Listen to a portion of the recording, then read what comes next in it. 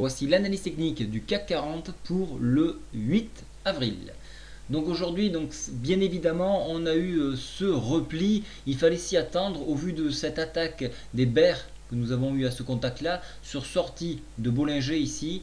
Donc ça s'est fait après bourse, bien évidemment. C'est pour ça que c'est très utile de travailler sur des plateformes qui continuent jusqu'à 22 heures de façon à avoir justement ce genre d'événement. Sinon, vous pouvez être trompé par le marché.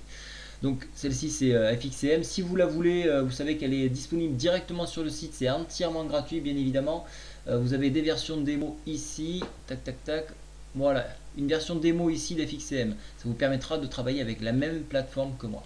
Voilà, donc revenons sur cette plateforme. On voit que nous nous sommes arrêtés sur le pivot. Nous n'avons pas réussi à repasser au-dessus. Alors ce qui est intéressant ici, c'est qu'il y a eu plusieurs zones de short sur ce niveau qui étaient les 4465, 4460. On a eu 3 allers-retours donc pour les scalpers, donc ceux qui jouent à la minute sur des périodes de temps très réduites. C'était vraiment un délice pour eux. Avec un levier très puissant, ils ont pu se régaler.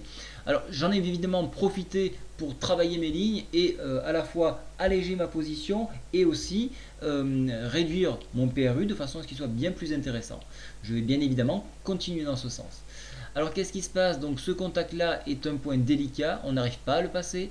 On se repose sur cette oblique ici. Alors je comptais un petit peu épurer mon graphique, mais je me rends compte que c'est vraiment utile de garder ces droites, tout simplement parce que, regardez, cette droite en pointillé correspond à la fois à ce pic ici, et regardez, des soutiens donc, de cette bougie là, et ici, le bas du corps, donc la fermeture au fixing actuellement pour 17h35 du CAC 40. Voilà, donc ça c'est des points importants. En cassure de ce point là, on pourrait venir chercher un point beaucoup plus bas, pourquoi pas sur cette ligne de coup ici qui se trouve à 4411 points. En cas de rebond sur ce niveau, là effectivement on aurait une consolidation entre ces deux obliques ici, donc la marron en pointillé et la noire en pointillé, ce qui nous ramènerait au point pivot et en extrême à 4467.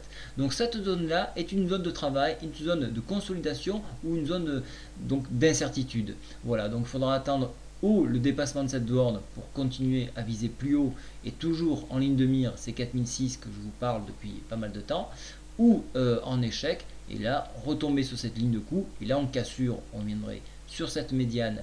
Alors ce qui est intéressant, c'est qu'elle chevauche à la fois donc, le bas de la fourchette d'Andrews bleu et la médiane de la violette. Donc ça pourrait être un point intéressant également 4400 points.